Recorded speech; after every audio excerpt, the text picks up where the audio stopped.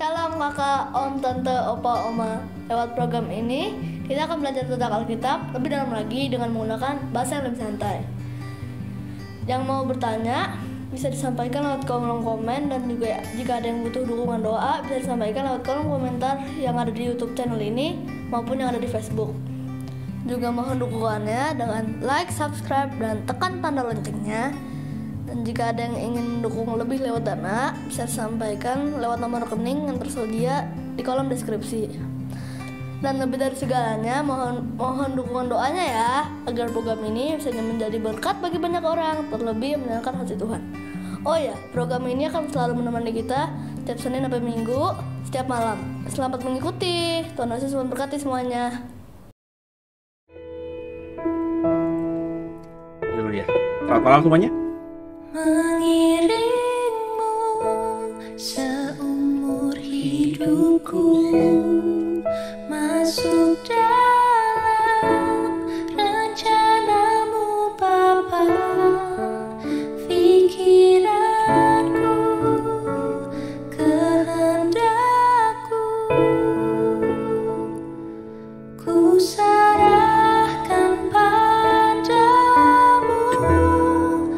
Harapanku hanya di dalam-Mu, ku kan teguh bersama-Mu Tuhan, jadikanku bejana-Mu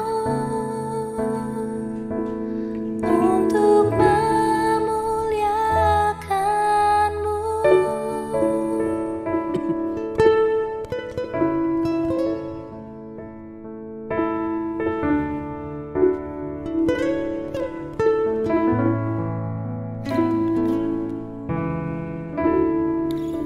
Kekuatan di jiwaku, ketenangan batinku, ada dalam hadirat-Mu, ku menyembah-Mu.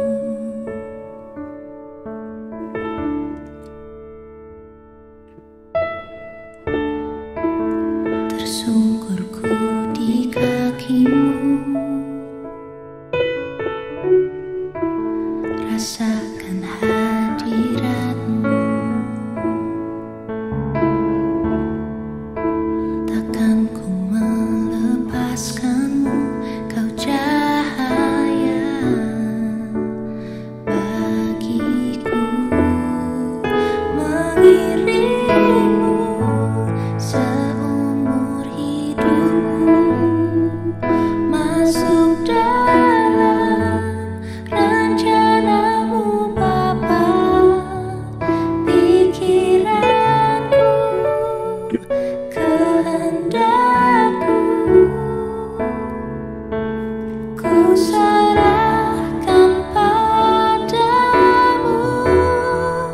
Harapanku hanya di dalam-Mu, ku kan teguh bersama-Mu Tuhan, jadikanku bejana-Mu untuk memuliakan-Mu.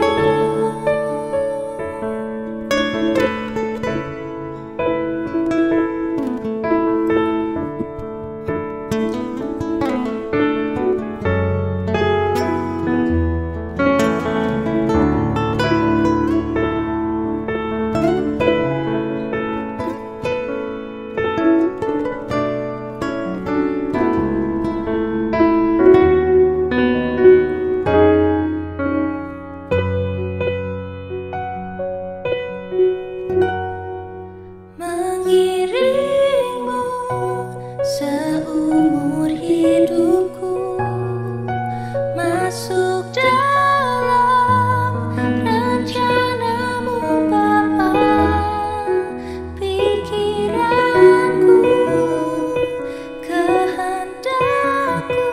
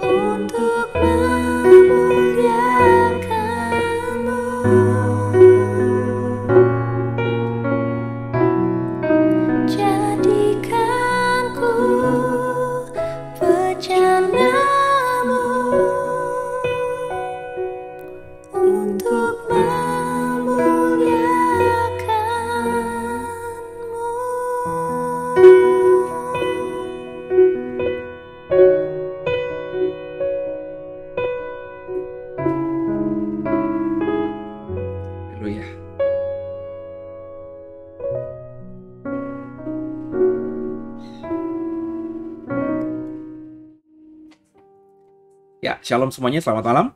Kembali dalam program Deep Talk with Pase, dan sebelum kita lanjutkan tadarusan Alkitab kita dalam kitab Wahyu pasal yang ke 21 ini, kita satukan hati, kita berdoa terlebih dahulu. Bapak, kami mengucap syukur malam hari ini kami boleh diberikan kesehatan, kekuatan ekstra daripada Tuhan. Dan sebelum kami istirahat malam ini, kami mau lanjutkan tadarusan Alkitab kami. Biarlah dalam pasal-pasal terakhir di kitab Wahyu ini membuat kami semakin paham, semakin mengerti. Dan dengan paham dan mengerti kitab Wahyu, nubuatan soal akhir zaman, kami lebih bijaksana lagi, lebih berhikmat lagi dalam menjalani sisa hidup kami di bumi ini. Bicara kepada kami Tuhan, jangan ada satupun kami yang Kau lalui. Kami siap diberkati, haleluya. Amin. Ya, senang kembali bersama dengan saudara ya. Saya doa berharap sungguh semuanya sehat, running well semuanya, ya, keluarga, pekerjaan, bisnis, pelayanan, ya, semua terpelihara sempurna. Saya selalu mengatakan bahwa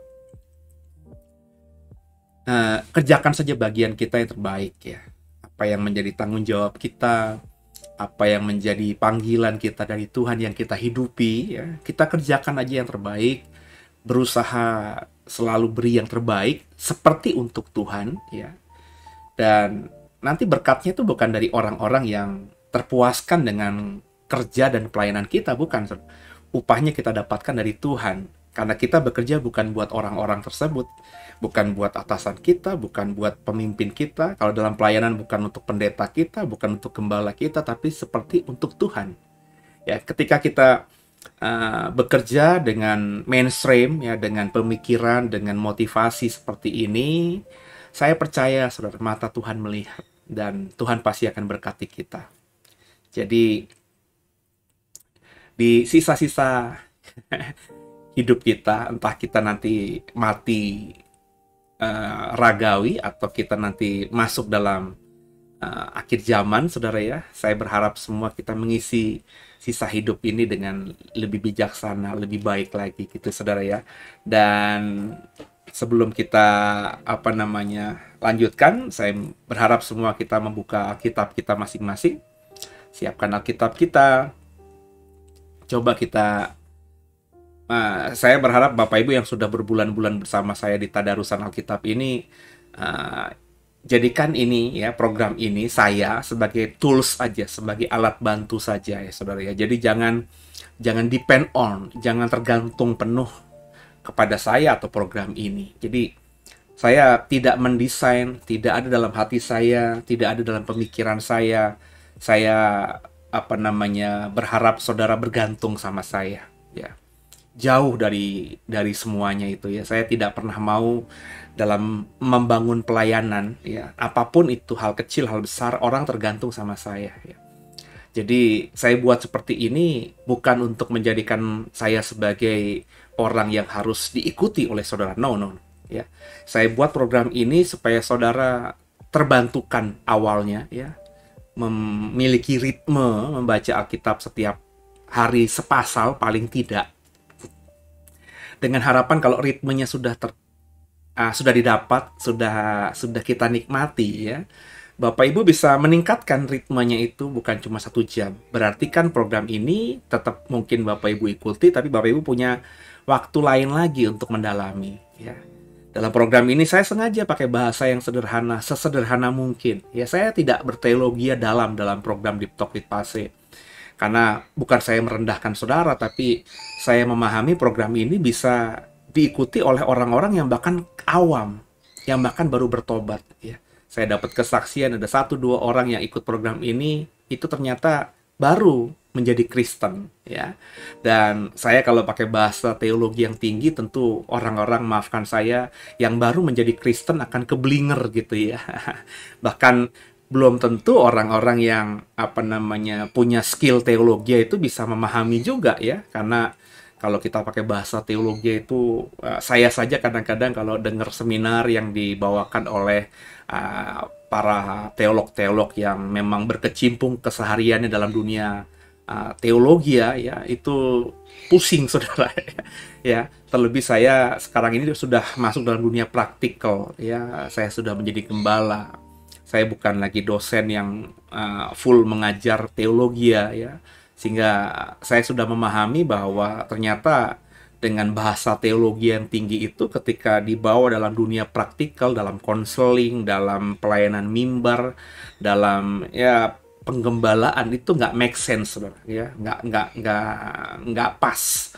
Sehingga kalau Bapak Ibu sudah mengikuti saya, misalnya ada beberapa saudara yang sudah bersama saya di gereja lama, ya saya sebut saja Gereja Tiberias Indonesia, ya di sekitar tahun 2005, 2004 ketika 2005, 2006 ketika awal-awal saya menjadi pengkhotbah di sana, 2007, 2008 mungkin sampai sekitar tahun 2010, 2011 gitu ya. Bapak Ibu akan melihat gaya saya berkhotbah yang berbeda. Di awal-awal itu penuh dengan skill teologi ya. Tapi rupanya ada yang diberkati, ada yang senang, tapi terlalu tinggi bahasanya. Dan saya merasa saya sempat ada dalam persimpangan di mana Tuhan menegur saya ya, bahwa Sen gitu ya, lo khotbah untuk dipuji karena skill teologiamu atau kau berkhotbah untuk aku? Dalam artian berkhotbah agar khotbah saya itu bisa dimengerti oleh jemaat dan jemaat ngerti harus bagaimana melakukan atau mempraktekkan khotbah yang saya sampaikan. Nah, itu saya pernah dalam persimpangan itu, saudara. Ya, dan saya memutuskan, Tuhan, gue nggak mau membuat orang kagum dengan skill teologi saya. Maka sejak saat itu saya berusaha untuk merubah gaya khotbah saya dengan bahasa yang sangat sederhana. Ya, saya sering memakai logika ya supaya bisa diterima gitu ya dengan hal-hal yang realita ya. How to-nya, bagaimana ketika habis dengar khotbah terus dijalankan dalam keseharian tuh gimana ya. Dan itu akhirnya menjadi kebiasaan natur pelayanan saya. Itu kenapa dalam program ini pun saya pakai bahasa yang sederhana. Saya nggak pernah kan saudara ya memakai bahasa aslinya. Mungkin sekali dua kali tapi nggak terlalu signifikan lah ya. Kecuali saya merasa itu penting ya. Saya hanya ketika tadarusan kitab Wahyu hanya membaca Wahyu saja. Saya tidak menghubungkan dengan kitab lain ya, baik PL maupun PB ya, sehingga saudara ngerasa ya gue yang nggak punya skill teologi ya, kalau mau membaca kitab Wahyu ya hanya dari kitab Wahyu. Sebenarnya kalau kita mengandalkan Tuhan bisa gitu ya. Harapan saya sih itu ya. Jadi saudara akhirnya termotivasi untuk belajar kebenaran sendiri ya, nggak lagi tergantung. Dan kalau nanti ya saudara dengarkan saya, kalau saudara sudah punya keberanian untuk membaca Alkitab sendiri dan nggak ngantuk karena ada siapa ya, saya lupa, Pak Heru atau Pak Heri gitu ya yang pernah bersaksi, puji Tuhan sejak saya ikutin tadarusan Alkitab, saya baca Alkitab 1 jam nggak ngantuk gitu ya. Karena emang ini pergumulan kita masing-masing kan ya. Kenapa kita baca Alkitab sebelumnya itu ngantuk? Karena kita membacanya hanya sekedar membaca, tidak mau berimajinasi, tidak mau mengerti dengan kapasitas kita, dengan apa yang kita punya, paling nggak menggali lah dalam bahasa yang sederhananya gitu ya, sehingga boring akhirnya ya, ngantuk akhirnya. Tapi kalau dengan Bapak Ibu lihat style saya dalam menyampaikan tadarusan Alkitab, mestinya Bapak Ibu punya kepercayaan diri bahwa gue juga bisa kayak Pase gitu ya saudara ya. Karena tadi ya saya benar-benar sederhana sekali ya. Saya tidak menggali dari struktur katanya, bentuknya jamak atau tunggal ya, ini bentuk masa kini atau masa lampau ya. Saya nggak juga bentuk orang pertama, orang kedua, saya nggak ngomongin itu sama sekali ya. Dalam khotbah-khotbah saya sejak sudah hampir 10 tahun ini pun saya tidak pernah begitu, kecuali saya menganggap kata itu penting untuk saya gali ya, maka saya sampaikan ya. Tapi dalam khotbah itu jarang sekali ya. Saya apalagi dalam program Deep Talk with Pasi, tadarusan Alkitab ini ya. Jadi gitu ya saudara. Sampai nanti satu titik saudara merasa gue bisa, dan saudara nggak usah ikutin program ini lagi, dengarkan saya bahagia ya. Saudara nggak perlu ikuti program Deep Talk with Pasi lagi, nggak terlalu tergantung dengan program ini ya. Kalau ada waktu sekali nonton ya, sekali ikuti, tapi nggak masalah. Kenapa? Saudara sudah berani, sudah punya kebiasaan atau beranilah ya mandiri untuk baca Alkitab dan coba memahaminya sendiri dengan pertolongan Roh Kudus. Roh Kudus itu diminta mau loh saudara ya. Bahasa sederhana Roh Kudus, gue kepengen baca Alkitab ini agak terang dikit gitu ya. Meskipun nggak punya skill teologi ya, nggak punya kemampuan tafsir yang mumpuni, tapi Roh Kudus tolong dong gitu ya. Supaya aku bisa lebih mengerti, paling nggak ayatnya itu terang benderang buat saya gitu. Dia pasti tolong saudara ya. Dan kalau saudara sudah sampai di sini sehingga nggak mengikuti program ini lagi, saya nggak akan kecewa ya. Saya nggak akan nanti nanyain Pak Ken di mana nih ya, Bu Grace di mana nih, kok nggak pernah muncul lagi ya. Tinggal saudara mungkin japri sama saya, Pak, sekarang saya baca kitab sendiri Pak ya. Puji Tuhan ya, terima kasih ya Pak. Coba gitu ya, saya sekarang bisa 2 jam loh baca Alkitab sendiri. Saudara nggak usah ikutin tadarusan Alkitab saya lagi, nggak apa-apa. Saya akan menjadi orang yang paling bahagia ya, karena paling tidak saya bisa membuat satu orang, dalam hal ini saudara ya, berani untuk mandiri.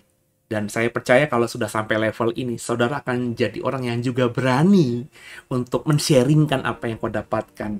Ya, firman Tuhan yang kau baca, yang kau dapatkan itu bisa kau berani sharingkan kepada siapa? Paling nggak kepada suami kita kan Bu? Paling nggak kepada istri kita kan Pak? Paling nggak kepada anak mantu cucu kita kan semuanya. Benar nggak saudara? Ya, jadi kalau begitu selesai tugas saya. Ya, andai kata sekarang ini yang sering komen ada sekitar berapa? 10 orang? Ya. 10-10-nya seperti ini semuanya, aduh saya bahagia benar ya, sungguh saya bahagia benar.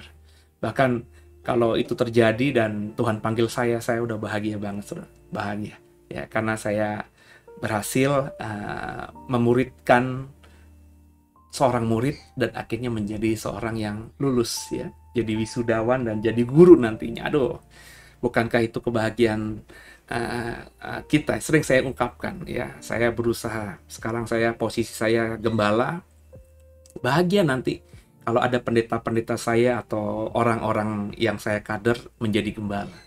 Saya pengkhotbah, saya bahagia banget kalau nanti ada orang-orang yang sekarang ini bersama saya dari jemaat dan akhirnya berani berkhotbah ya. Kalau pendeta mah itu hanya organisasi. Gampang jadi pendeta saudara ya, tapi jadi gembala melahirkan gembala, pengkhotbah melahirkan pengkhotbah, guru menghasilkan guru, itu yang luar biasa. Tapi kalau jadi pendeta gampang saudara. Saudara tinggal menghubungi sinode tertentu ya, saudara kenal orang dalamnya gitu ya, minta ditabisin jadi pendeta di sinode tersebut, pasti bisa ya. Begitu mudahnya sekarang ini saudara ya. Jadi mengharapkan saudara jadi pendeta itu nggak ada di benak saya, tapi saya mengharapkan saudara menjadi seorang pengkhotbah, saudara menjadi seorang guru, saudara menjadi seorang hamba Tuhan, saudara menjadi orang yang men-sharingkan Alkitab ya. Itu goal saya lewat program ini ya. Jadi ada ya nanti ya, dan paling nggak kasih laporan ke saya lah saudara ya. Bisa nanti minta nomor WhatsApp saya sama nomor admin ya. Saya mau bersaksi, apa nggak, sampaikanlah ke Pase ya.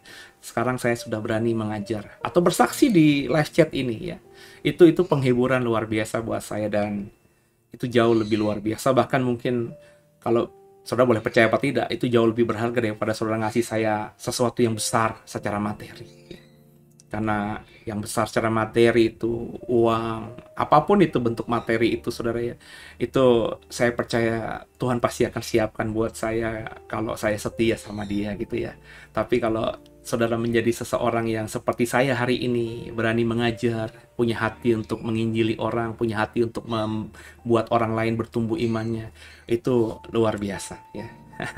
Saya akan bahagia, dan hari itu maafkan saya kalau saya berani berkata mati pun saya akan tersenyum gitu saudara ya. Oke, kita siapkan Alkitab kita, Wahyu pasal yang ke-21. Tuhan, ini tugas kami, beri keberanian bagi kami. Ya, perikopnya langit yang baru dan bumi yang baru, saudara. Ya, pasal 21 kitab Wahyu ini ada 2 perikop ya. Langit yang baru, bumi yang baru ini yang pertama, dan kemudian ada perikop juga Yerusalem baru. Dan saya akan membaginya menjadi dua pertemuan ya. Besok malam di hari Jumat malam kita akan ngomongin Yerusalem baru, saudara ya. Dan hari ini malam ini kita coba ngebahas soal langit baru, bumi baru. Pelan-pelan karena pasal 21 ini ya, dan pasal 22 pasal terakhir. Jadi saya mau pelan-pelan supaya dapat penuh, dan nanti minggu depan ya baru kita masuk di kitab yang baru gitu, saudara ya. Langit yang baru dan bumi yang baru. Ayat 1, kita siapkan hati kita baca.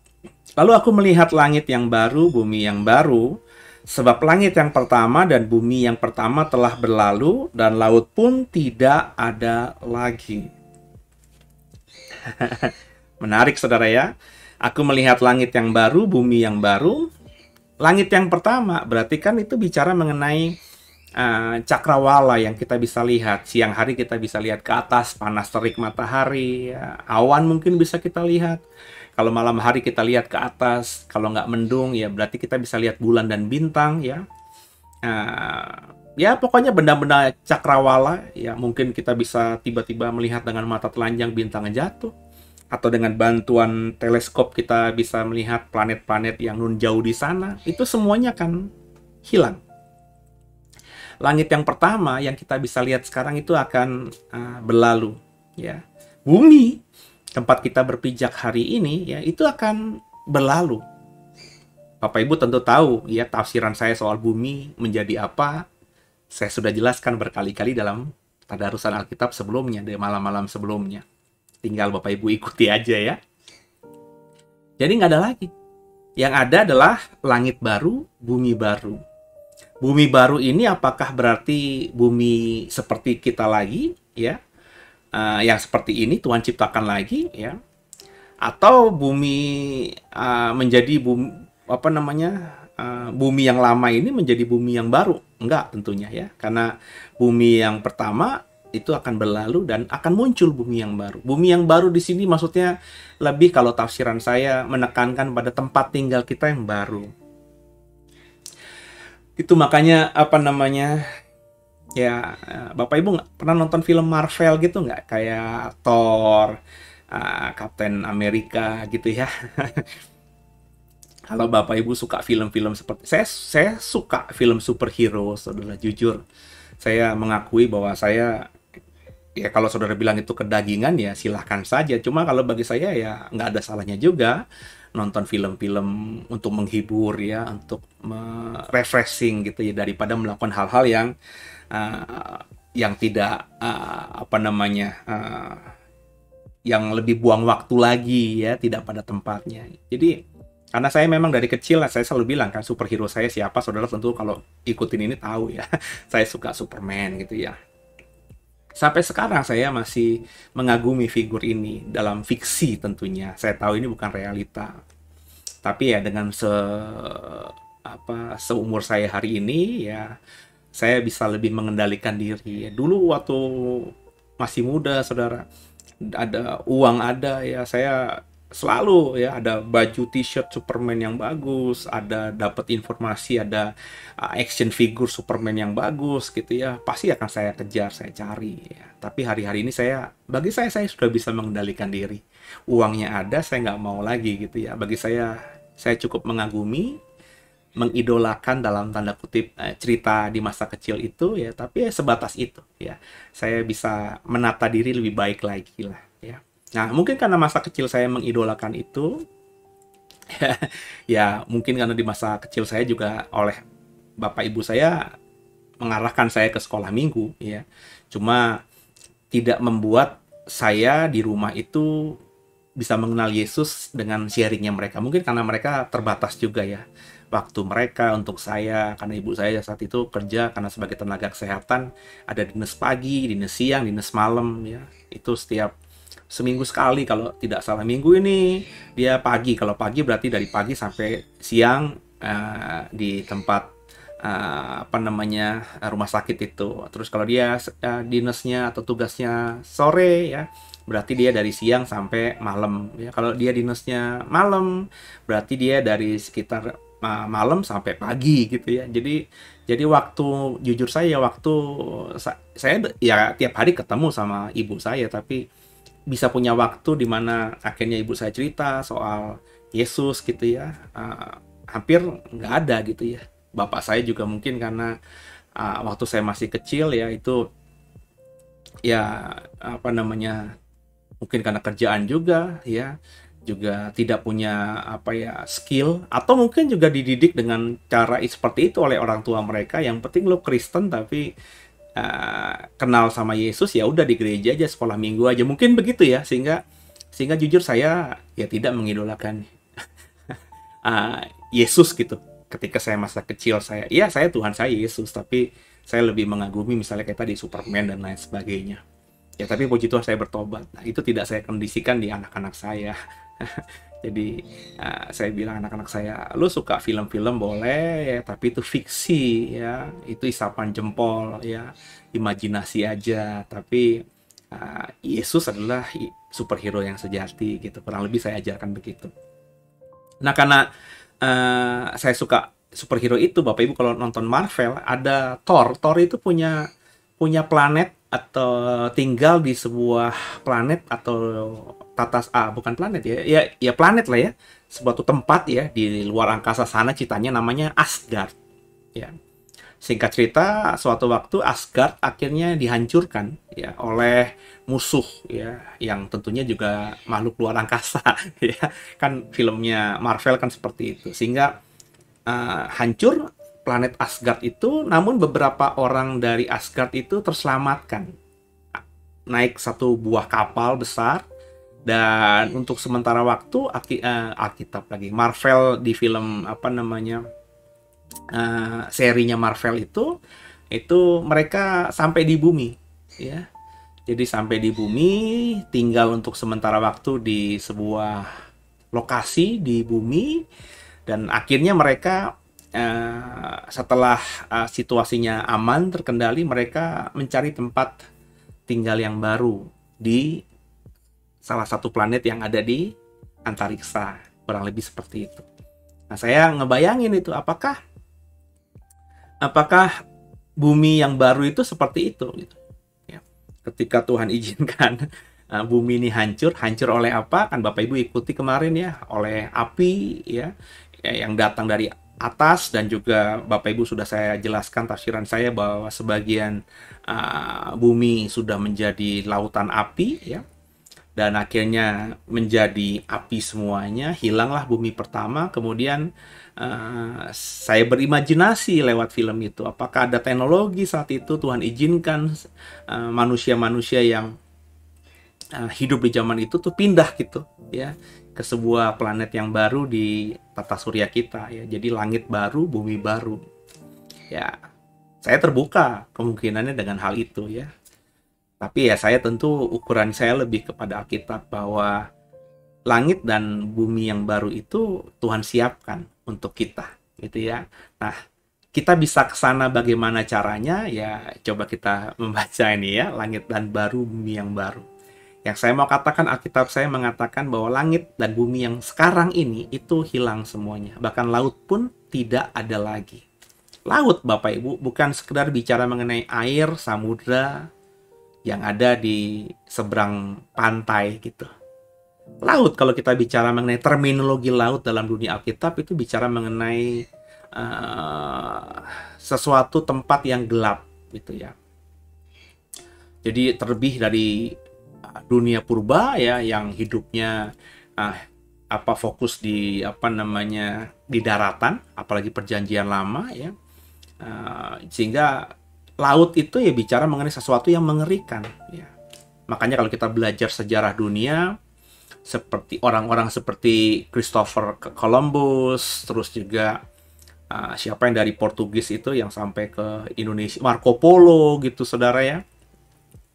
Ini orang-orang yang akhirnya di negara mereka menjadi pahlawan yang luar biasa, karena berhasil mengelilingi dunia, atau paling tidak sampai ke ujung dunia ya.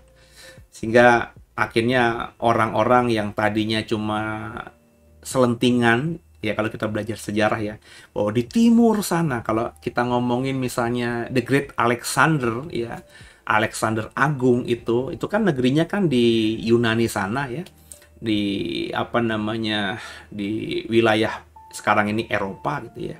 Dia kan kepengen ke timur karena katanya ada sesuatu di timur yang bisa membuat dia hidup yang kekal. Jadi ada cerita memang di dalam dunia purba bahwa timur bumi gitu ya, ujung timur itu ada sesuatu yang luar biasa. Wah, itu ngomongin Great Alexander Agung, makanya dia sampai ke India.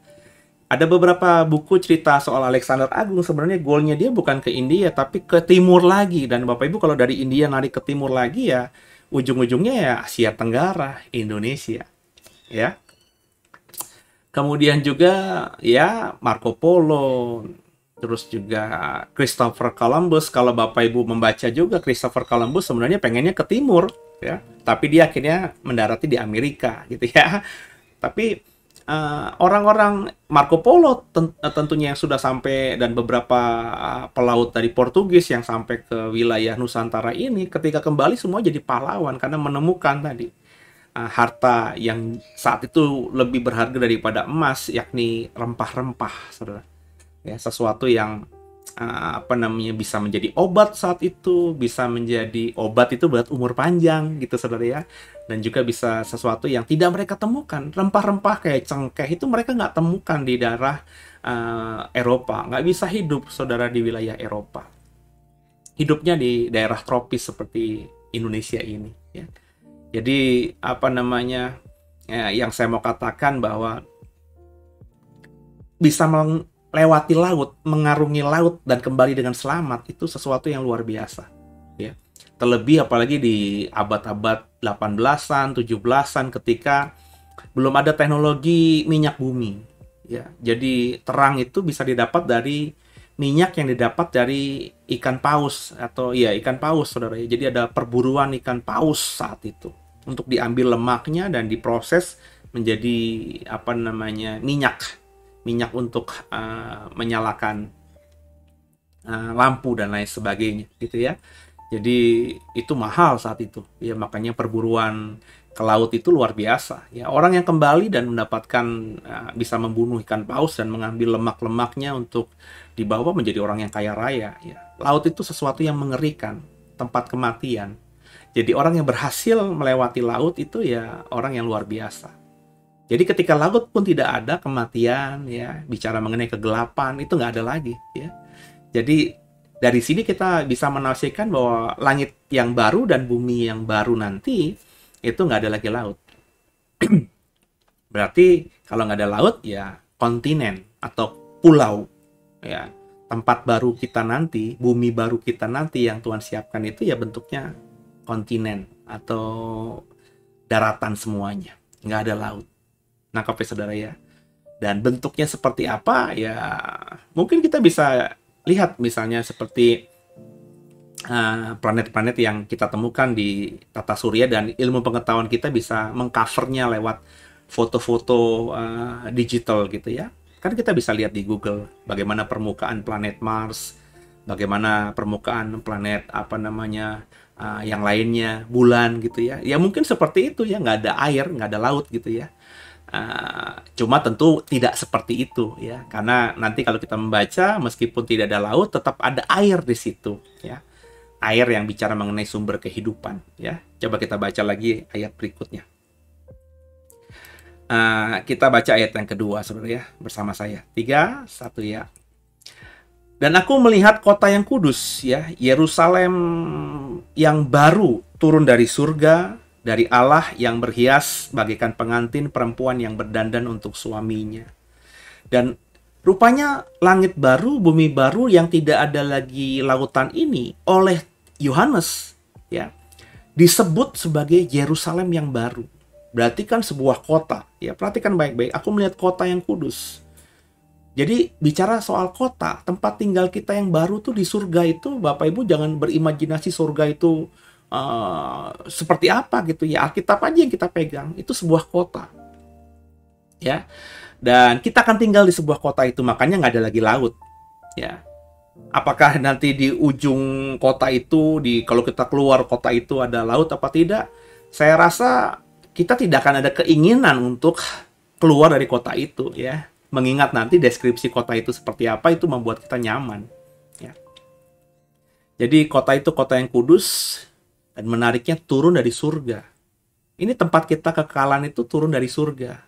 Berarti kita tinggal tuh bukan di surga yang luas gitu, cakrawala yang tak terhingga. Enggak. Kita di cakrawala yang luas ini, ya, itu kita akan tinggal di satu titik yang namanya Yerusalem baru. Kata Yohanes, sebuah kota yang turun dari surga, ya. Dan kota itu luar biasa karena digambarkan berhias bagaikan pengantin perempuan yang berdandan untuk suaminya. Jadi pengantin perempuan dalam hal ini ketika menyambut suaminya datang untuk menikahi dia pasti berdandan dengan yang terbaik, pakaian terbaik, gincu terbaik, bedak terbaik, tatanan rambut terbaik, baju terbaik, wangian-wangian terbaik, semuanya terbaik. Jadi gambaran Yerusalem baru itu Yohanes sendiri tidak bisa mendeskripsikannya. Makanya dia pakai bagaikan seorang pengantin perempuan menyambut suaminya, berdandan untuk suaminya. Cantik sekali, ya. Dan seperti apa bentuknya? Lanjut kita baca ya ayat yang ketiga. Lalu aku mendengar suara yang nyaring dari tahta itu berkata, lihatlah, kemah Allah ada di tengah-tengah manusia, dan ia akan diam bersama-sama dengan mereka. Mereka akan menjadi umatnya, dan ia akan menjadi Allah mereka. Jadi kemah Tuhan, ya. Kemah itu ya bahasa alegoris ini. Apakah Tuhan tinggal di kemah? Apakah Tuhan tinggal di satu titik? Kan tentu tidak. Tuhan kan maha gitu. Cuma mungkin seperti perjanjian lama gitu. Meskipun Tuhan maha, tapi ketika Tuhan menjadi Allahnya orang Israel, dan orang Israel benar-benar bertuhankan Allah, representasi Allah, kuasa Allah itu benar-benar termanifestasi dalam tabut perjanjian atau ruang maha kudus. Benar ya? Musa ketika masuk ke ruang maha kudus, habis bertemu dengan Tuhan, keluar semuanya rambutnya putih, ya, kemuliaan terpancar, sinar. Orang Israel silo melihat Musa, ya. Orang-orang yang nggak sengaja, bahkan imam Lewi yang menggotong tabut perjanjian itu nggak serta-merta bisa megang dan lain sebagainya gitu ya. Karena dalam satu kisah tabut perjanjian dibawa oleh pedati, dan pedati terpelosok, kemudian Usa, ya, salah satu imam itu berusaha untuk menangkap tabut perjanjian itu supaya nggak jatuh, tapi Usa itu mati. Ya, karena apa? Dia tidak sedang dalam tugas, dan dia juga tidak kudus menyentuh tabut perjanjian. Begitu manifestasi kuasa Tuhan tuh begitu dirasakan di tabut itu, sehingga orang Israel nggak berani macam-macam dengan tabut itu, saudara. Jadi kemah Allah di sini juga saya tidak membayangkan Tuhan tuh tinggal di satu rumah atau di satu tempat, dan kemah tentu tidak harafiah ya. Apakah di surga ada kemah? Maksudnya bahasa kemah di sini ya diam bersama-sama dengan mereka itu ya Tuhan ada di Yerusalem baru itu. Ada bukan cuma feeling, bukan cuma iman, tapi benar-benar nyata bersama-sama dengan mereka. Ya, jadi dirasakan. Kehadiran Tuhan itu benar-benar dirasakan. Shekinah, glorinya Tuhan itu benar-benar terasa oleh semua penghuni Yerusalem baru. Itu yang saya dapatkan dari ayat yang kita baca tadi. Ya. Dan Tuhan akan menjadi Allah mereka, dan kita akan jadi umatnya Dia. Ya, selama-lamanya. Ayat 4. Ia akan menghapus segala air mata dari mata mereka, dan maut tidak akan ada lagi.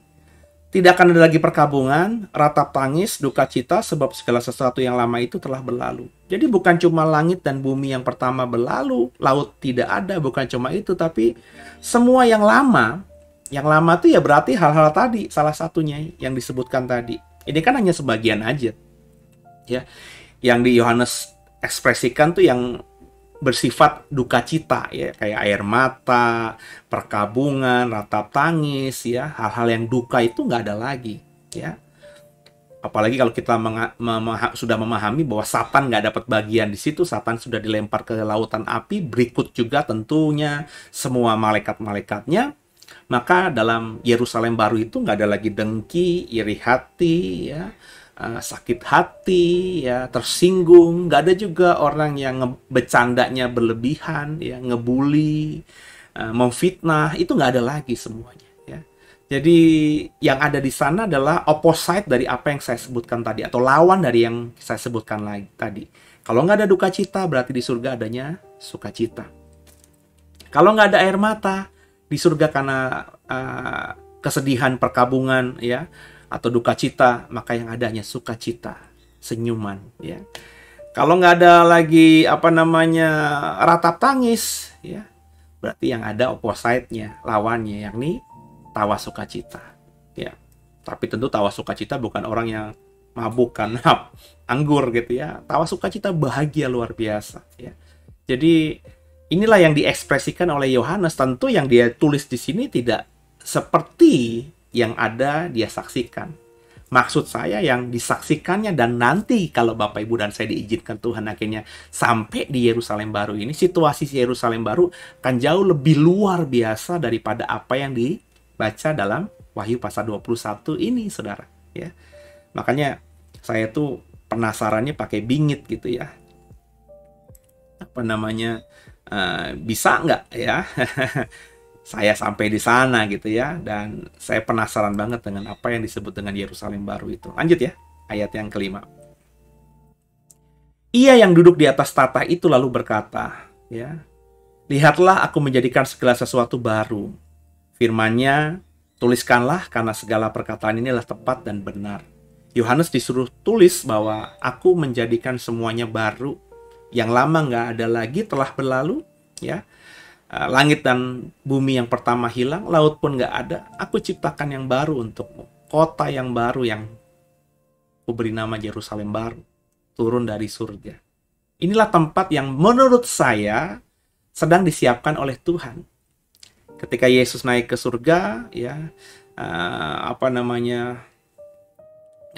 jangan kamu sedih, ya. Aku harus pergi ke rumah Bapa, ya, agar ketika aku siap, aku mau ke sana menyiapkan tempat bagimu, dan ketika itu siap, aku akan menjemputmu kembali agar di mana aku berada, kamu pun berada. Yohanes 14, kita sudah eksposisi itu secara sederhana di tadarusan Injil Yohanes, ya. Bapak Ibu masih bisa lihat loh, ya. Kalau mau lagi belajar lagi Injil Yohanes, silahkan cari di link YouTube kita ini, ya, tentang tadarusan Injil Yohanes. Tuhan naik ke surga menyiapkan Yerusalem baru buat kita. Saat ini Yerusalem baru belum turun dari surga karena mungkin belum siap, ya. Tapi saya rasa dengan tahun manusia yang hampir 2000-an tahun itu siap. Kan Tuhan bisa kun fayakun, apa yang dia firmankan jadi. Jadi di waktunya manusia ya 2000 tahun, tapi mungkin di waktu surga ini baru hari pertama, hari kedua Tuhan mempersiapkan semuanya itu, ya. Karena kita tafsirkan sebuah lagu atau sebuah firman Tuhan dalam Perjanjian Lama, satu harinya Tuhan sama dengan 1000 tahunnya manusia, gitu, ya. Itu kan berarti kan, ya, kalau ini 2000 tahunnya manusia, ya di surga baru hitungannya 2 hari kurang lebih, gitu, ya. Masih sangat baru. Tuhan naik ke surga, ya, dan dia sedang menyiapkan. Waktu surga baru hari kedua, tapi waktunya dunia udah 2000-an tahun, saudara, ya. Jadi itu kalau kita memahaminya begitu, ya. Sekali lagi ini kan cuma, ya, sekedar tafsiran saja. Apakah benar satu harinya Tuhan sama dengan 1000 tahun manusia? Ya, kalau kita lihat, ya itu kan kita lagi nggak tahu urusan di situ. Tapi kalau kita lihat konteksnya, ya tidak bisa kita tafsirkan harafiah seperti itu, ya. Maksudnya ya waktunya Tuhan sama waktunya manusia itu di bumi ini nggak sama. Nggak ada 24 jam. Makanya saya pernah singgung kan, hari pertama Tuhan menciptakan ABCD, hari kedua apakah itu seperti Senin Tuhan menciptakan langit dan bumi, hari Selasa Tuhan ciptakan kemudian terang dan gelap, kan nggak begitu, saudara, ya. Jadi apakah 24 jam waktunya Tuhan? Beda, ya. Jadi jangan samakan waktu dimensi dunia ini dengan dimensi surga, ya. Yang pastinya kata Tuhan, Ia yang duduk di tahta itu berkata kepada Yohanes, tuliskanlah. Berarti apa yang disampaikan oleh Yohanes di ayat-ayat di atas ini disuruh Tuhan untuk dituliskan, tidak dirahasiakan lagi. Bahwa nanti akan ada sebuah kota yang namanya Yerusalem baru yang turun dari surga, ya. Cantiknya luar biasa, bagaikan pengantin menyambut mempelai prianya. Itu, saudara, ya. Lanjut ayat 6. Firman-Nya kepadaku, ya, semuanya telah terjadi. Aku adalah Alfa dan Omega, yang awal dan yang akhir. Orang yang haus akan kuberi minum dengan cuma-cuma dari mata air kehidupan. Jadi, akulah awal dan akhir, kata dia yang duduk di tahta itu. Kata firman-Nya, ya, firman Tuhan kepada Yohanes, ya, bahwa aku akan beri minum dengan cuma-cuma dari mata air kehidupan. Ya, ini bisa kita tafsirkan sekarang ini, kalau Tuhan kasih juga cuma-cuma. Tuhan nggak kasih sesuatu dengan minta imbalan kepada kita. Nggak seperti Satan atau iblis, ya. Dalam khotbah hari Minggu kemarin saya bilang, kalau sudah mau kaya tinggal ke Gunung Kawi, ya. Minta dari juru kunci di sana, minta sesuatu pesugihan dari roh-roh jahat di sana, roh nenek moyang di sana lah, apa kata orang-orang itu, ya. Kok bisa kaya pulang dari sana, ya. Faktanya banyak yang kaya dari Gunung Kawi. Tapi kalau kau dapat kekayaan atau apapun itu yang bersifat materialistik, berkatlah bahasanya itu, ya, dari Satan, dari roh jahat, itu nggak cuma-cuma. Tidak cuma-cuma. Pasti dia minta imbalan. Ada perjanjiannya, saudara. Entah, ya, banyak kesaksian kan. Entah kita akhirnya di masa tua nggak bahagia. Entah kita akan menyerahkan nyawa kita hingga mati dengan cara yang penting ya udahlah. Kalau orang udah kalap dengan kekayaan, saudara, ya nggak apa-apa lah. Umur gue 20 tahun lagi atau 10 tahun lagi, yang penting selama 10 tahun ini gue hidup mewah di bumi. Orang nyerahkan nyawanya. 10 tahun dia hidup mewah, 10 tahun akhirnya mati. Orang begini kalau udah terikat perjanjian dengan Satan, apalagi dengan darah, saudara. Perjanjian darah itu hati-hati loh, saudara. Bersumpah demi apapun aja kan sudah saya khotbahkan kan, ya. Kalau bisa nggak usah. Meskipun demi surga, demi Tuhan. Pokoknya katakan ya, tidak. Andai kata kita harus swear, bersumpah, maka bersumpahlah seperti untuk Tuhan. Maka kita harus lakukan itu dengan sempurna. Ya, jadi sumpah saja kepada manusia aja kalau nggak dijalankan itu hutang. Apalagi kalau Bapak Ibu mengikat perjanjian darah dengan Satan. Itu dalam pengalaman pelayanan saya dalam dunia okultisme, ya, itu nggak bisa dilepaskan. Ya. Apalagi kalau perjanjian darah itu dilakukan secara sadar. Kenapa nggak bisa, Pak sih? Ya karena orang itu sudah pikirannya sudah ke setan. Susah gitu, ya. Diomongin apapun itu nggak akan nyambung dengan kita. Apakah Tuhan nggak bisa gitu pasti? Oh iya, bisa saja ya. Karena kasus tertentu ya anugerahnya diberikan kepada orang ini ya bisa saja gitu. Tapi dalam pengalaman saya, saudara, orang yang sudah terikat perjanjian darah ini ya susah lepas. Karena dia dengan sadar mengikatkan perjanjian dirinya dengan Tuhan, dengan setan, dan terlebih dengan darah. Perjanjian darah itu perjanjian tertinggi dalam dunia Alkitab. Ya. Maksud saya, kalau Bapak Ibu ingat perjanjian Abraham dengan Tuhan, itu kan perjanjian darah kan. Abraham harus dikitan, darah tercurahkan. Ya. Jadi itu ikatannya, makanya Tuhan nggak bisa batalkan tuh perjanjiannya. Ya. Karena meskipun keturunan Abraham itu bangsa Israel tegar tengkuk dan lain sebagainya, perjanjian Tuhan dengan Abraham, nenek moyangnya Israel ini, ya dilakukan dengan darah gitu. Ada perjanjian darah yang kuat mengikat. Ya. Sehingga meskipun keturunannya Abraham itu kayak gimana pun, Tuhan tetap ingat sama perjanjian darah itu dengan Abraham itu. Bahkan saya bilang kan, hari ini di 2021, Israel secara community, secara bangsa, itu nggak percaya Yesus adalah Tuhan. Ya, mereka membutuhkan orang Kristen. Ya, Israel itu sumber devisa utamanya adalah pariwisata kan, tourism atau wisata rohani, baik Kristen, Katolik, Islam, ya kan? Itu luar biasa, saudara. Seperti Arab Saudi. Hari ini Arab Saudi mungkin masih minyak nomor 1. Tapi minyaknya dengan apa yang dia dapatkan di tahun 70-an, 80-an, hari ini udah nggak ada apa-apanya. Karena minyak semakin lama semakin sedikit. Ya. Tapi Arab Saudi saya berani percaya, ya, yakin, sahakul-yakul yakinnya, tidak akan pernah miskin. Karena apa? Dunia Muslim, ya, saudara kita ya, yang Muslim, itu pasti berlomba-lomba untuk ke Tanah Suci, ke Mekah, beribadah haji. Itu syariat mereka. Itu tindakan iman dan dalam agama mereka yang tertinggi kan. Dari 5 syariat Islam itu kan yang pertama haji. Ya. Jadi mereka pasti berlomba-lomba. Dan yang datang ke haji itu bukan 100.000, saudara, jutaan orang. Ya, bayangin Indonesia kalau nggak dikuota sama Arab Saudi, itu setahun tuh pasti bisa memberangkatkan, saya berani hakul yakin, ya, puluhan juta, belasan juta orang ke Arab Saudi untuk haji. Kalau nggak dibatasi dengan kuota oleh Arab Saudi. Itu baru Indonesia doang, saudara. Gimana negara Muslim lainnya? Jadi setiap tahun devisa masuk ke Arab Saudi itu luar biasa besar. Dan tahu loh, kalau wisata religi itu bukan cuma kita datang beribadah, tapi juga kita pasti membeli cendera mata. Ya, saya tidak ngomongin yang negatif ya, tapi kalau kita ngomongin orang-orang yang saudara kita yang berhaji, pasti membeli sajadah. Benar ya? Membeli yang buat wirid itu, yang buat doa itu. Apa sih lupa ya, kayak orang Katolik itu kan yang biji-bijian begitu. Belum air zam-zam. Yang kalau saya membaca juga, saudara, atau dulu waktu masih banyak dekat dengan teman-teman yang Muslim, yang orang tuanya ke sana, ya beli ya kayak mukena itu ya banyak kan dari Indonesia, tapi dijual di sana, saudara ya. Jadi lebih mahal tentunya. Paling yang orisinil dari Arab Saudi ya ada beberapa, tapi ya kayak kurma itu orisinal Arab Saudi, terus juga air zam-zam itu. Ya, itu kan devisa. Perputaran uang di situ besar sekali. Makanya Arab Saudi kaya raya luar biasa, bukan saja dari minyak tapi juga dari pariwisata. Israel juga begitu. Israel tuh kecil. Punya apa dia? Punya minyak kah? Enggak punya minyak, Pak. Israel tuh dapat minyak ya dari mana? Dari Yordania.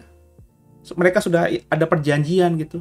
Mereka bangun itu dengan uang mereka yang ketika mereka merebut tanah perjanjian di tahun 40-an itu. Dengan uang mereka, dan mereka juga memang harus diakui umat pilihan Tuhan gitu ya, bangsa pilihan Tuhan. Maka mereka bisa mengelola uang itu. Mereka bangun itu pipa-pipa minyak ditaruh di laut atau di mana di bawah, pokoknya dari Yordania tuh mengalir ke Israel. Israel nggak punya minyak, tapi disupport minyak oleh negara tetangga. Jadi nggak punya sumber daya alam. Israel tuh bisa keren tuh ya dari pengelolaan uang yang luar biasa keren dan ilmu pengetahuan mereka yang hebat, dan yang terutama yang membiayai semua itu bisa jalan adalah bagi saya pariwisata. Ya. Kalau musim ibadah rohani gitu ya, wah itu penuh Bapak Ibu. Kita bisa ngantri dari gereja satu ke gereja lainnya ya. Bahkan dibatasi ya. Kecuali kalau Bapak Ibu mungkin datangnya sekitar bulan-bulan yang panas gitu ya. Sekitar bulan Juli, Agustus ya itu sepi. Tapi kalau udah mulai bulan-bulan yang dingin ya, misalnya di sekitar Oktober, November, Desember itu full. Kita bisa ngantri, apalagi kalau masa Natal sebenarnya. Waduh. Kita ke gereja-gereja tertentu aja bisa nggak dapat bagian, nggak dapat jadwal karena terlalu ngantri panjang. Ada banyak tempat kita nggak bisa kunjungi karena banyaknya turis ke sana, baik yang dengan kelompok maupun yang turis pribadi. Jadi yang saya mau katakan, saudara, ya Tuhan itu berkuasa luar biasa ya. Jadi yang saya mau katakan bahwa di ayat yang ke-6 tadi, orang yang benar-benar hidup sungguh sama Tuhan itu akan terpelihara. Orang yang haus akan kuberi minum dengan cuma-cuma. Tuhan kalau ngasih cuma-cuma. Nggak seperti Satan yang selalu meminta imbalan. Ya, lanjut ayat yang ke-7. Barang siapa menang, ya, ia akan memperoleh semuanya ini, dan aku akan menjadi Allahnya dan ia akan menjadi anakku. Barang siapa menang, ya. Menang apa nih, ya? Kenapa disebut menang? Apa yang dikalahkan oleh orang-orang yang menang ini? Ayat 8.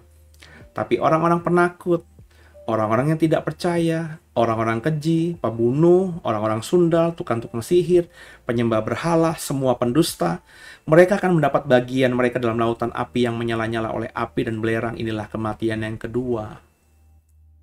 Berarti menang atas apa? Tidak jadi bagian kelompok orang-orang yang ada di ayat 8 ini. Sebab orang-orang yang menjadi bagian dari ayat 8 itu menjadi temannya antikristus, binatang, nabi palsu, dan juga Satan dan semua malaikat-malaikatnya dilempar ke kematian kedua atau lautan api dan belerang yang kekal itu. Maka ini yang harus kita jaga. Bukan cuma kita sekedar beriman kepada Yesus dan percaya, tapi jangan jadi orang yang penakut. Penakut di sini apa? Maksudnya pase. Takut sama setan bukan masalah itu, tapi takut memberitakan Injil, saudara. Takut bersaksi. Maka beranilah jadi orang yang bersaksi. Mengekspresikan iman kita dalam sederhana aja, nggak perlu kita yang frontal-frontal gitu ya. Ketika kita misalnya dalam acara kantor, ya kita berdoa menurut agama kita masing-masing, ya kita berdoa benar-benar. Atau kita misalnya diundang makan ya oleh bos di sebuah restoran, ya yang lainnya langsung makan, kita ambil waktu sejenak untuk sekedar 1 detik, 2 detik berdoa, Tuhan terima kasih buat berkat ini. Gak usah lama-lama. Jangan kayak orang Farisi gitu. Diundang makan, perjamuan makan gitu ya, terus kita, oh Tuhan doanya 5 menit, 10 menit, orang-orang udah main course-nya udah habis, kita masih doa, ya gak perlu begitu. Paling gak kita ambil waktu sejenak, Tuhan terima kasih buat berkat ini. Enough. Ya. Jadi berani mengekspresikan iman. Makanya jangan jadi orang penakut, ya. Juga jangan jadi orang yang tidak percaya. Kalau saya percaya, Pak, bukan tidak percaya itu, tidak percaya banyak hal dalam iman Kristen. Kalau percaya Yesus iya, tapi nggak percaya mujizat misalnya. Nggak percaya Tuhan tolong. Nggak percaya Tuhan sanggup memberikan kita berkat dengan cara yang ajaib. Nah, itu kan termasuk bagian dari orang yang tidak percaya. Pembunuh bukan cuma ngebunuh, saya nggak pernah ngebunuh orang. Tapi Alkitab, orang dunia aja mengatakan fitnah lebih kejam daripada pembunuhan. Ada nggak orang Kristen yang sering memfitnah, sering ngomong bohong? Itu banyak sekali. Bersaksi dusta. Ya. Tukang-tukang sihir itu bukan dukun, saudara, tapi percaya hal-hal yang bersifat sihir tadi. Percaya ramalan-ramalan lah, kartu tarot lah, feng shui, hong shui lah. Itu loh, saudara, ya. Orang-orang Sundal, ya, itu bukan sekedar orang yang jadi pelacur, enggak, tapi orang yang menikmati hal-hal yang bersifat cabul itu. Entah cuma via mata, ya, atau bahkan langsung dalam kedagingannya. Ya. Penyembah berhala itu bukan nyembah patung aja, tapi menjadikan segala sesuatu itu lebih tinggi dari Tuhan. Pekerjaan lebih tinggi dari Tuhan itu berhalamu, saudara. Pelayanan lebih tinggi dari Tuhan itu pun berhalamu. Emang ada, Pak, pelayanan itu jadi berhala? Ada. Banyak orang melayani Tuhan ngakunya kesana kesini, tapi hubungan pribadi nggak ada. Kalau ngomongin pengkhotbah kayak saya, khotbah terus setiap hari di mana-mana karena emang khotbahnya bagus. Tapi relationship dengan Tuhan secara pribadi nggak ada. Nggak ada waktu sama Tuhan karena terus pelayanan gitu. Pelayanan jadi berhala sehingga keluarga diabaikan. Itu berhala bagi saya, ya. Jadi orang-orang seperti ini akan dilempar dalam lautan api dan belerang kematian kedua. Di mana, saudara? Ya, bersyukur saudara dengar ini. Sehingga meskipun sudah Kristen, kalau saudara mengerti ini, paham ini, ya, Bapak Ibu akan menjadi orang yang memahami gitu ya, bahwa ya apa yang kita perbuat ini sesuatu yang menjadi bagian dari kematian kedua, hukumannya kematian kedua, dan kita harus bertobat. Jadilah orang Kristen yang berani bersaksi, berani mengekspresikan iman. Jadilah orang Kristen yang percaya kepada Tuhan dalam segala hal. Pak, saya itu nggak punya uang, Pak. Bagaimana saya percaya saya bisa punya rumah? Percaya. Terus percayamu dibuahi dengan tindakan, mulai bekerja, mulai nabung, mulai buka jejaring, saudara. Ya. Terus jangan suka merugikan orang lain, berbuat kasih. Ya. Percaya Tuhan di atas segala-galanya. Lakukan hal tadi. Maka saudara mati sekarang, mati nanti, atau pas waktunya Tuhan dia datang, pasti saya berani yakin kekekalan kita adanya di mana? Di Yerusalem baru. Tapi kalau kita ngakunya Kristen tapi cabul jalan terus, jinah jalan terus, bohong jalan terus, nggak pernah ngakuin iman kita. Lu Kristen ya? Alah, biasalah, ngapain sih ngomongin agama lah. Lo Tuhannya Yesus ya? Alah, semua Tuhan sama lah. Ada kan orang-orang model begitu, saudara? Apakah orang seperti ini ya akan masuk dalam kerajaan surga? Ya, saya nggak berani menghakimi, penghakiman urusan Tuhan. Tapi kalau lihat kriteria tadi yang saya pahami, saya Tuhan akan masuk. Ya, saudara.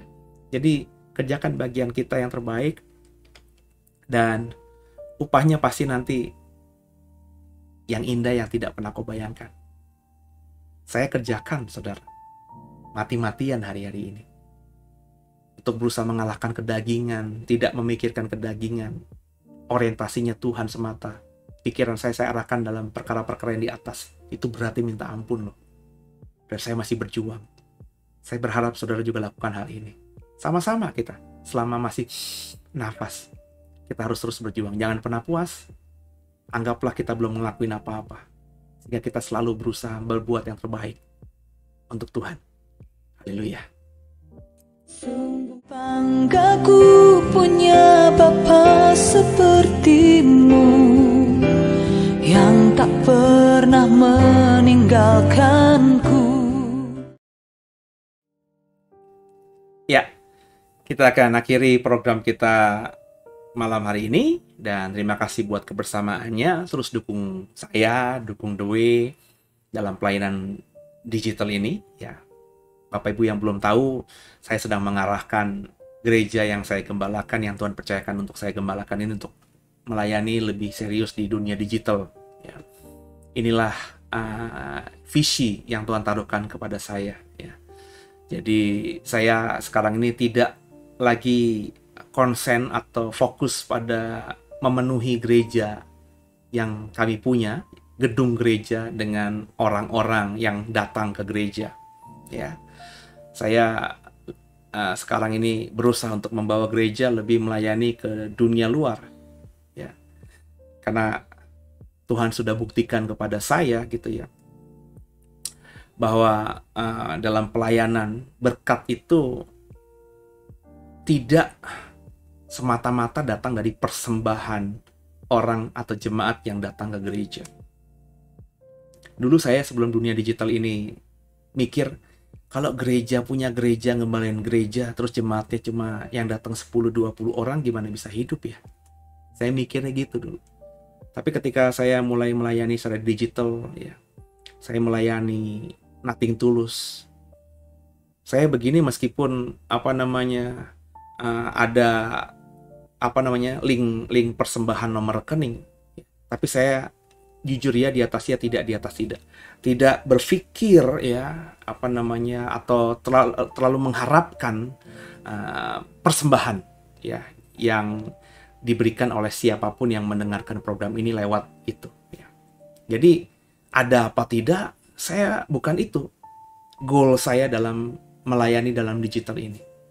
Sekarang saya pokoknya ngelakuin apapun, pelayanan ini seperti untuk Tuhan. Bapak Ibu, sepanjang minggu ini ada 4 gereja ya, saya bukan sombong ya, sudah booking saya untuk pelayanan di 2022. Bayangin, 2021 aja masih panjang, udah minta pelayanan di 2022. Dan satu gereja rata-rata minta dalam setahun tuh saya 3, ada yang 2 melayani. Jadi dalam bulan yang berbeda. Jadi kalau sudah 4 gereja kemarin ya, kalau satu gereja 3 itu setiap bulan ada yang sudah full ya. Dan saya bilang sama mereka begini, saya tahun depan hanya keluar 1 kali kalau pandemi sudah selesai. Jadi dalam sebulan saya hanya keluar sekali, entah keluar kota atau keluar dari pelayanan tidak hari Minggu di gereja tapi di gereja lain gitu, hanya sebulan sekali. Saya membatasi diri karena tadi orientasi saya bukan uang. Kalau saya orientasinya uang, saya akan lebih milih untuk melayani keluar, karena tentu persembahan kasihnya saya dapatkan dan gereja tetap jalan kan dengan pendeta-pendeta yang ada di Duwe, pasti tetap jalan. Jadi dapat 2 kantong tanda kutip. Tapi prinsip ekonomi model begitu udah nggak saya jalankan lagi. Saya membatasi hanya sekali aja ya. Dan karena udah 4 gereja, maka ada beberapa yang minta pelayanan saya di bulan Maret misalnya, itu 3 gereja. Nah, saya udah iyain yang pertama, maka 2 gereja lagi yang menjadwalkan saya di bulan Maret 2022, saya bilang, saya sudah iya sama satu gereja di bulan Maret ini. Dia yang duluan gitu. Meskipun harus saya akui, yang pertama kali menghubungi saya itu gereja kecil-kecil, saudara. Yang gereja agak besar, ya, itu baru menghubungi saya baru 1-2 hari ini. Jadi saya sudah deal duluan di minggu lalu bahkan dengan bulan Maret ini. Ya, saya harus bilang saya nggak bisa di bulan Maret. Jadi akhirnya ada yang tadinya mau mengundang saya 3 kali dalam setahun, hanya bisa dapat 2 kali. Ya. Yang saya mau katakan, saudara, saya nggak begitu lagi. Saya pelayanan hanya tulus saja. Yang penting nyenengin hati Tuhan. Berkat itu sudah hampir 2 tahun pandemi ini. Saya menjadi saksi bahwa Tuhan memberkati The Way dan juga saya dan keluarga dengan caranya yang ajaib itu. Ya. Kadang-kadang saya nggak habis pikir gitu ya. Ya. Ini siapa yang memberkati? Karena ada banyak yang memberkati, ya, itu tidak saya kenal. Ya. Bisa jadi saudara yang mengikuti program ini. Ya. Kalau transfernya ada namanya, ya kita mungkin tahu, tapi banyak orang yang memberkati kami itu menjalankan firman Tuhan. Apa yang diberikan tangan kanan, tangan kiri nggak boleh tahu gitu. Jadi benar-benar no name gitu ya. Dan bagi saya ini jalannya Tuhan memberkati kami dan gereja Doi. Jadi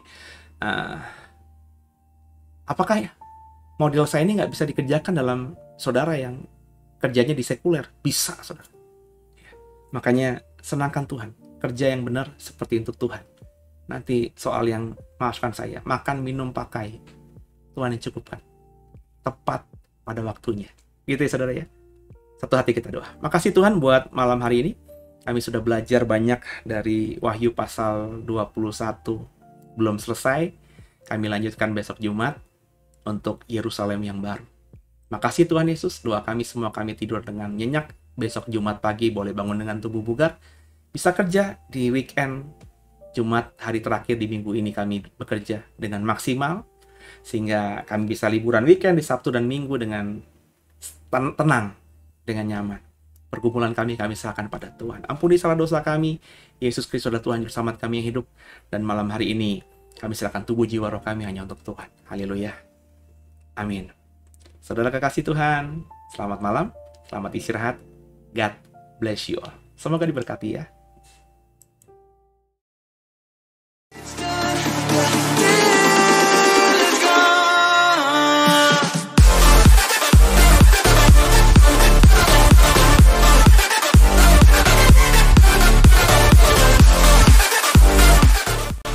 Bapak Ibu yang merasa diberkati dan ingin memberkati kami lebih lewat dana, dapat disalurkan melalui scan barcode berikut ini atau ditransfer melalui rekening yang ada di layar Bapak Ibu Saudara.